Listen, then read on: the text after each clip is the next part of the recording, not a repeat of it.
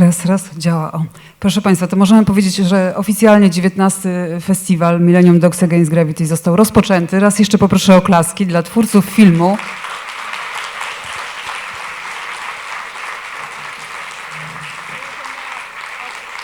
I poprosimy jeszcze o mikrofon dla Natalii, tak żebyśmy mogli... Tak? Może będziesz używała tego innego. Ale... We can now officially say that the festival is now open, and we'd like you to give it up one more time for the creators of the film. I zapraszamy do nas Sigrid i Alexa. Please sit down. Sigrid and Alex, welcome one more time. Where do you want to sit?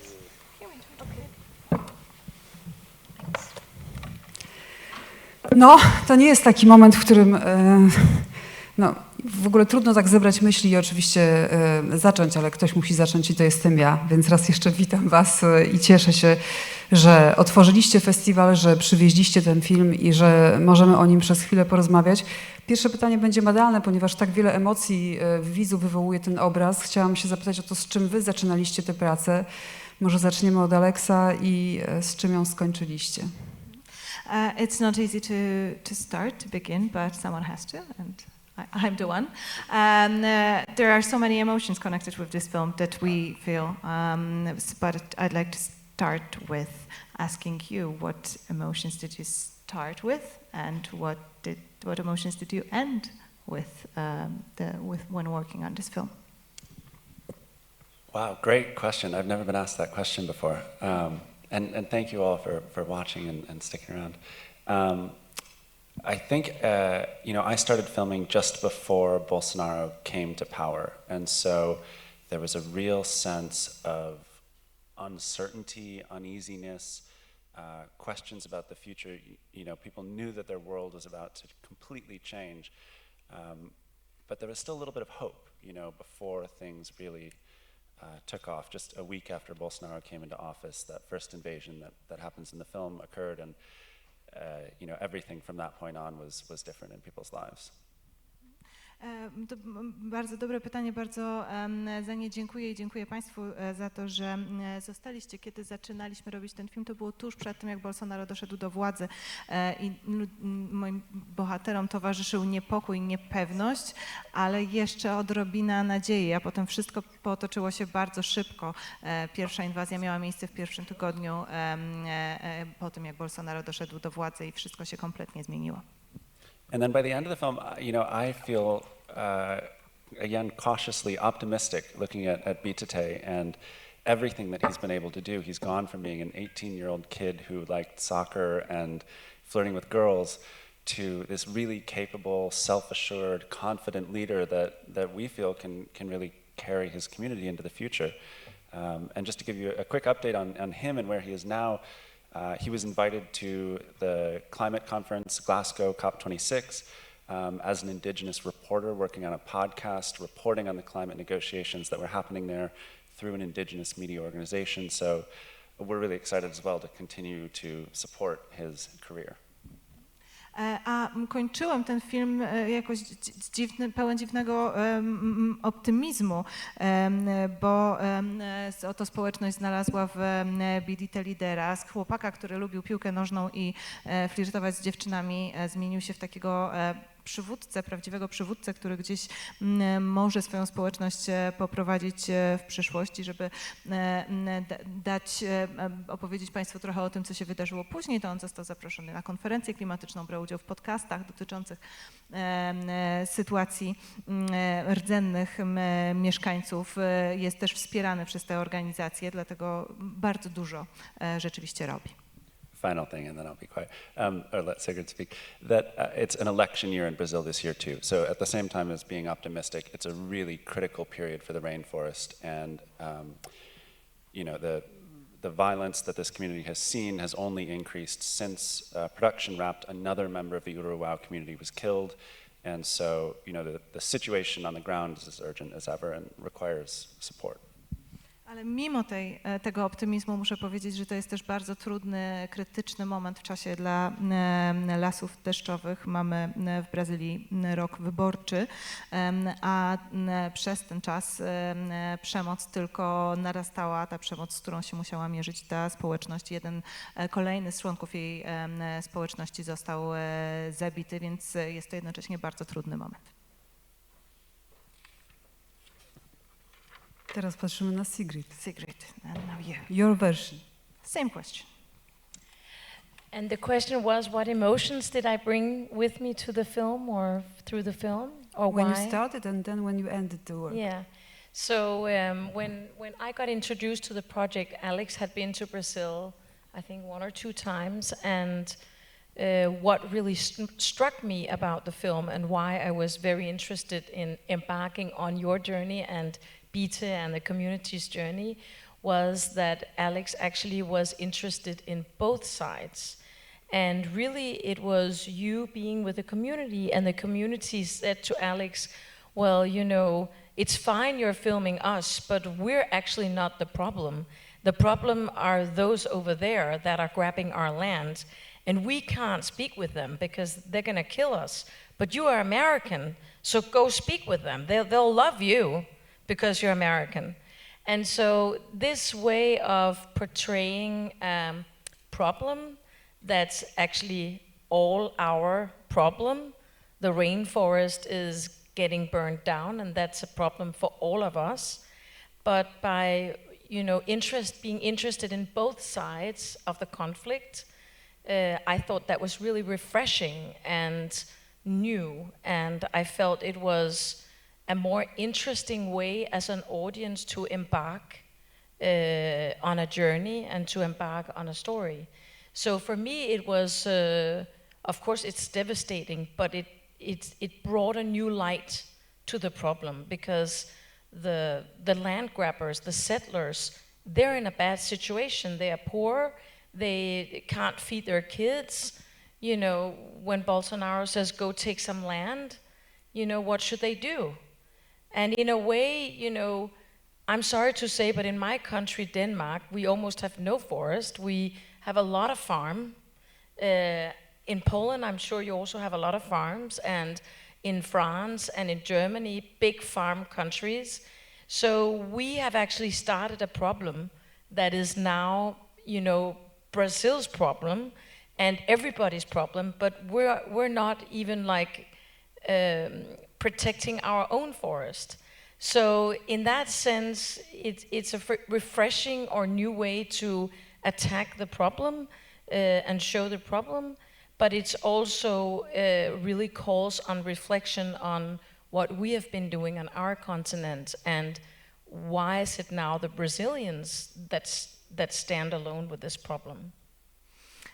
Jeżeli chodzi o moment, w którym ja włączyłam się do tego projektu, to było to w chwili, kiedy, po tym, kiedy Alex już 1 czy 2 razy odwiedził Brazylię, i mnie bardzo zainteresowało to, jak będzie wyglądała ta jego podróż, dlatego że chciał pokazać obie strony konfliktu. Pokazuje społeczność, ale ona mówi mu, słuchaj, to nie my jesteśmy problemem, chcielibyśmy, żebyś porozmawiał też z drugą stroną, my nie możemy tego zrobić, bo oni nas pozabijają, ale ty jesteś Amerykaninem, więc ciebie pokochają na pewno. I to było dla mnie ciekawe, to było dla mnie świeże i nowe, że pokazane zostały obie strony tego problemu, który jest naszym wspólnym problemem, problemem nas wszystkich, bo lasy deszczowe są wypalane i to tak naprawdę dotyczy nas wszystkich. Wydało mi się, że taki sposób pokazania tego problemu będzie znacznie ciekawszy dla publiczności. Było to ogromnie smutne doświadczenie, ale też niezwykle ciekawe, dlatego że mogliśmy spojrzeć też na tych osadników, którzy są ludźmi biednymi, którzy nie mają pieniędzy, żeby wyżywić mieć swoją rodzinę i kiedy Bolsonaro mówi im weźcie ziemię, no to co oni mają zrobić? No idą i biorą ziemię. Ale był to też początek refleksji dla mnie nad naszym kontynentem. W moim kraju, w Danii, prawie nie mamy już lasów, mamy wielkie farmy. We Francji, w Niemczech, pewnie w Polsce też. I dzięki temu filmowi, dzięki temu spojrzeniu zaczęłam zastanawiać się także nad tym, co się działo, co zrobiliśmy z naszym własnym kontynentem i nad problemem Europy, który jest teraz też problemem Brazylii. Tak, trzeba powiedzieć, że złożoność zagadnień i brak prostych podziałów, bo zawsze są jacyś oni, zawsze jest jakaś przeszłość i niestety, jak się okazuje, dużo rzeczy powtarza się, chociażby w tym mechanizmie podbijania i odbierania ziemi, gdzie od razu angażuje się religia, konflikt kulturalny i te wszystkie paradoksy, które tak w tym filmie świetnie brzmią, czyli paradoks pomiędzy tym, co tradycyjne, a tym, co nowoczesne, paradoks, że to te nowoczesne urządzenia są w stanie pomóc tym, którzy bronią w pewnym sensie tradycyjnego podziału świata, swojej ziemi. To wszystko jest tutaj przepięknie poukładane, a do tego też zrealizowane. Zanim cały czas zapominam przez emocje związane z tym filmem o to, żeby powiedzieć, że jeszcze do dzisiaj rano byliśmy przekonani, że uda nam się spotkać także z Darrenem Aronofskim, który jest drugim producentem tego filmu. Dzisiaj rano dowiedzieliśmy się, że sytuacja rodzinna na to nie pomoże, więc to tak gwoli wyjaśnienia, bo cały czas zapomniałam o tym powiedzieć. Ale wracając do tego, o czym zaczęłam mówić, czyli jaka była metoda szukania realizacji? Masz tam bardzo dużo zdjęć makro, masz dużo zdjęć, które wyglądają na dokumentalne, łączysz te światy z jednej strony takiego poetyckiego współistnienia ludzi i przyrody z tym światem, który zupełnie inaczej wygląda, bałaganu, miast, głodu i tych wszystkich problemów, które wiążą się z przeludnieniem, za które też odpowiadamy. That was a long question. It was almost a story. Okay, good. She's the best translator. Yes. Yeah. We'll see. Yeah. No pressure now. So you're showing a very complicated image, a very complicated view that you've already mentioned. There's always a them that you look at, and there's always a past, and there are conflicts that return, religious, cultural conflicts, and you're showing a very difficult, a very strange paradox, the paradox between the new and the traditional, and that the new inventions are the only thing that can help to preserve traditional communities. And here a digression, because due to the emotions that I feel we forgot to say that until this morning we believed that we could connect via Zoom or some other device with the other producer of the film, Darren Aronofsky, but due to a family situation he couldn't be here with us. But here again, now apart from the emotions, I also wanted to talk about the method of how you realize the film, because you connect very different shoots. Some of them are very like coarse documentary, and some are very poetic, and you're showing both worlds. You're showing a poetic world of the connection to nature with a view of chaos and city and urbanization. And how did you go about connecting these two worlds? Great question again. Again. I think we knew that we wanted to tell a story about this particular community and remain, narratively loyal to this area. And I talked to other people who said, oh, I've never heard of that community. Why don't you make a film about the Amazon as a whole? And that always felt like we would be watering down the richly textured lives that we had of these individuals. And so we wanted to live there with them in present tense, at eye level, but find ways visually of helping you as the audience connect this to the larger ecological story of what's happening across the Amazon, because it isn't just this one piece of forest, the way that Sergio says. It's a pattern that's occurring. You can see it in the satellite images very clearly. And at the same time wanted to kind of go really detailed and small too, because the rainforest is being lost in huge quantities, you know, percentages of acres, thousands of acres. But then you also want to understand the beauty and majesty of this ecosystem as well, and the complex relationships that exist within it. So, you know, allowing you to kind of revel on one caterpillar for a moment, or, you know, any number of these small insects, and found that kind of moving between the really large-scale satellite imagery and this macro photography was a way to do that while still keeping the story moving at eye level, ground level with the characters. Znowu świetne pytanie i my chcieliśmy opowiedzieć o konkretnej społeczności i chcieliśmy w naszej narracji być tej społeczności lojalni. Kilka razy pytano mnie, czy nie chciałbym zrobić po prostu filmu o Amazonii, o całym problemie, ale ja nie chciałam jakby rozcieńczać tej historii, chciałam być w teraźniejszości tych konkretnych bohaterów, ale jednocześnie miałam taki pomysł, żeby gdzieś wizualnie pomóc publiczności spojrzeć szerzej na problemy ekologiczne i na historię puszczy.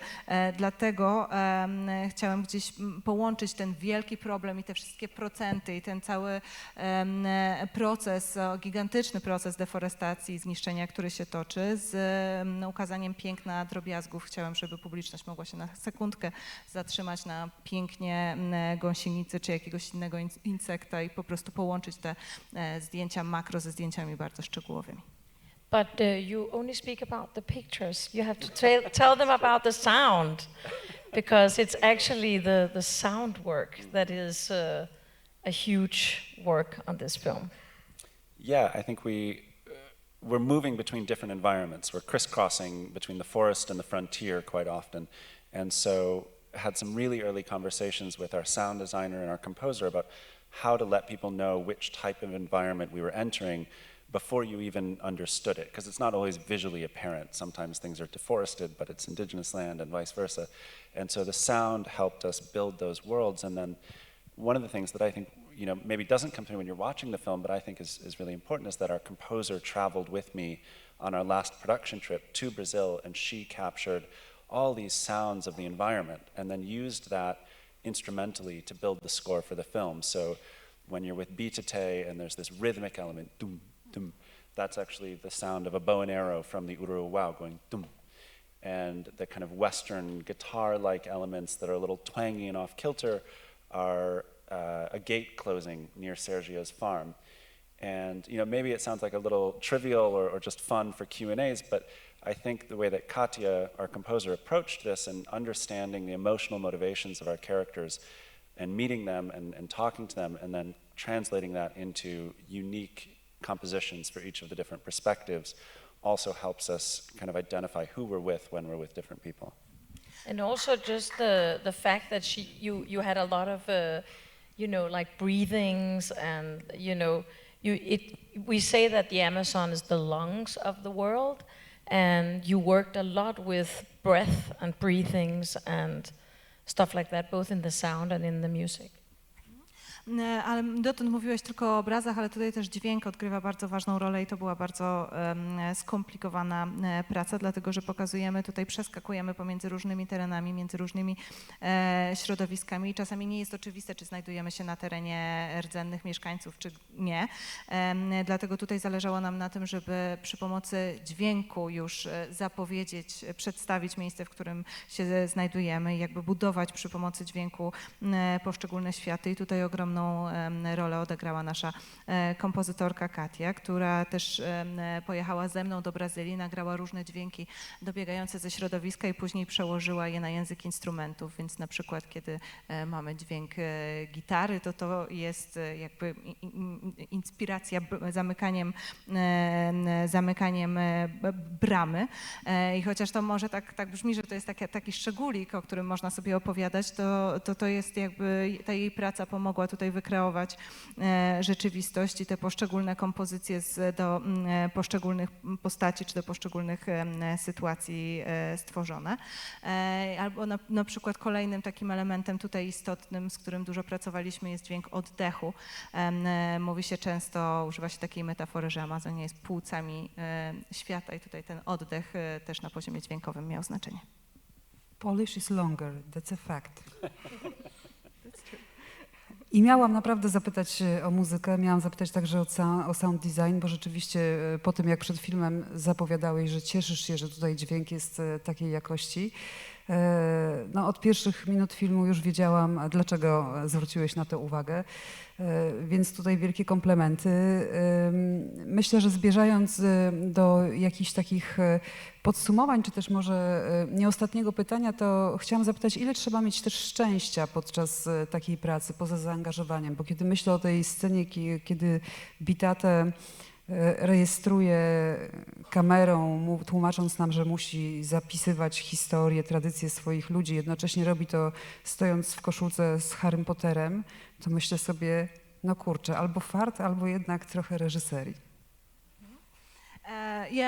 My next question was about music and sound design also, because you mentioned before the film that it's good to have good sound. So from the first minutes we see that, we hear that it's very important. But my next question would be about luck. How much luck do you need to have to make a movie like this? Because when we look, for example, at the moment in which Bitate registers takes the camera and registers what's happening, and he has a Harry Potter T-shirt, then we think, oh God, either it's luck or there was some directing involved.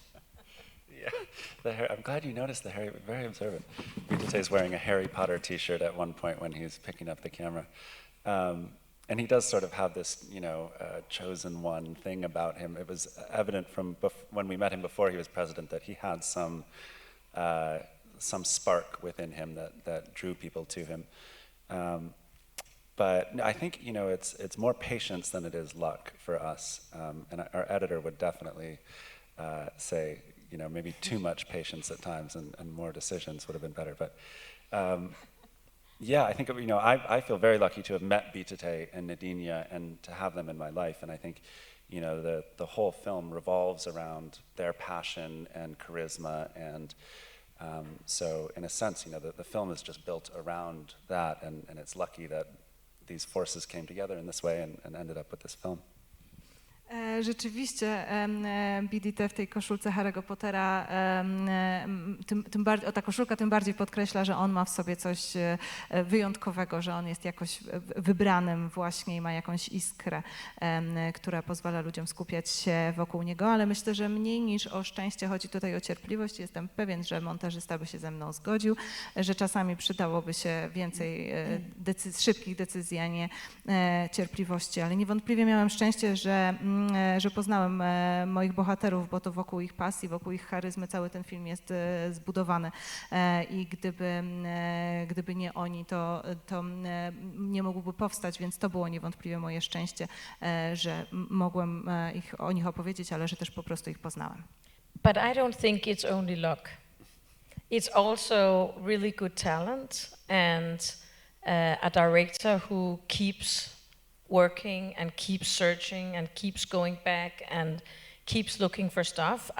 I know that you think the COVID thing was luck, and I do think it's one of the, maybe one of the best films using COVID as a storyteller or like a change, a dramaturgical turning point.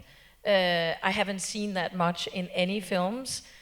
So of course, maybe that was a bit of luck, but really it's talent to constantly work with your characters, tell them what type of film you're doing, what you're looking for, what is your interest, what is it you want to pursue.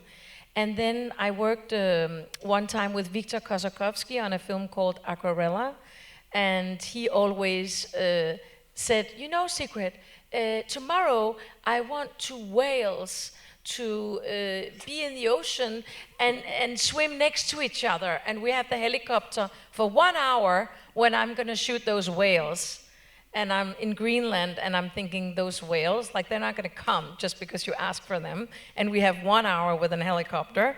But he said, I'm going to pray to the documentary gods and let's see tomorrow what happens. And he was right. The next day, the 2 whales were there, and he had 1 hour in the helicopter, and they were swimming like right next to in the disco bay in Greenland. So I would say wish for the documentary gods and they will give you something, at least if you trust Viktor Kosakowski. Myślę jednak, że tutaj chodziło nie tylko o szczęście, ale przede wszystkim o talent i o to, że reżyser poszukiwał i że reżyser wracał do swojego tematu i że reżyser wiedział, co chce zrobić. Może się wydawać, że ta sytuacja z COVID-em to był jakiś rodzaj szczęścia, bo rzeczywiście wydaje mi się, że tutaj wyjątkowo dobrze udało się użyć tej sytuacji jako pewnego takiego dramaturgicznego zwrotu. Nie widziałam jeszcze czegoś takiego takiego wykorzystania w innym filmie, ale no tutaj też to się zadziało dzięki talentowi, dzięki pracy z bohaterem, dzięki zainteresowaniu bohaterem. A poza tym kiedyś pracowałam z Wiktorem Kosakowskim nad filmem Akwarela i jemu się wymarzyło, że nakręci 2 płynące obok siebie wieloryby. Mieliśmy 1 godzinę, żeby z helikoptera kręcić i ja pomyślałam sobie, no przecież nie przypłyną ci wieloryby, no chyba zwariowałeś. A co się okazało? Podczas tej godziny 2 wieloryby, proszę bardzo, pokazały się. On powiedział, że po prostu modlił się do bogów dokumentu. I tak się udało, więc to może być jakaś porada, żeby się modlić do bogów dokumentu, a może coś ci dadzą. Bogowie dokumentów zdecydowanie sprzyjają temu festiwalowi. Tak przyglądając się filmom, które w tym roku zobaczymy, czyniąc ostatnią, przysięgam, dygresję, trzeba też powiedzieć, że tacy ludzie, którzy walczą, rodzą się wszędzie. Wszędzie tam też, gdzie są ci, z którymi walczą lub trzeba sprzątać to, co zepsują. Podczas festiwalu premierę będzie miał film Natalii, teraz zapomniałam, wiedziałam, że wywala się na nazwisku, Korynckiej Gruz. Dziękuję bardzo. Opuścił mnie Bóg mówienia. O Simonie Kossak. I kiedy oglądałam ten film, to wiele z tych momentów, które też powtarzają się w biografii Simony i w jej walce z kolei o Białowieżę i też takie skupienie na detalu, bardzo dużo w tym filmie zobaczą Państwo drobnych listków, owadów i innych zwierząt. Jest coś we wrażliwości tych obrońców, czy też myślę, że Alex zalicza się do obrońców i po prostu jego wrażliwość mówiła przez ten film, który wspólnie oglądaliśmy, co jest jakoś tak wspólne. Na zakończenie chciałam się zapytać, jak ty teraz żyjesz już po zrobieniu tego filmu? Czy rzuciłeś się w kolejne projekty, czy jednak starasz się jak najwięcej mieć kontaktu z bohaterami i sprawdzać, co się u nich dzieje? Możesz się od tego w ogóle odłączyć i czy chcesz? Dygresji nie tłumacz. Ale tak wcale? No to trochę. Tak trochę. I'm going to translate a little bit. That's what we agreed on. So the documentary gods are definitely present at this festival, looking at fantastic films that we have in our program. One of those is a film by Natalia Koryncka-Gruz, a Polish director, about Simona Kossak, an activist who was fighting for the Białowieża forest in Poland. And there again, we can see small details, small leaves, small insects of the forest. There's a certain something about people like this who are born in every part of the world and who are fighting for nature. And I believe you are, as a filmmaker, one of them. And my question is, how is your life now after finishing the project? Did you start something completely new, or are you coming back to the characters and to the story, and can you be completely free from it, or do you stay in touch? Oh, we're not free of each other. It goes both ways. No, we have a big plan for the film, and we've been traveling with Bitate and Nadinia and other members of the community to festivals around.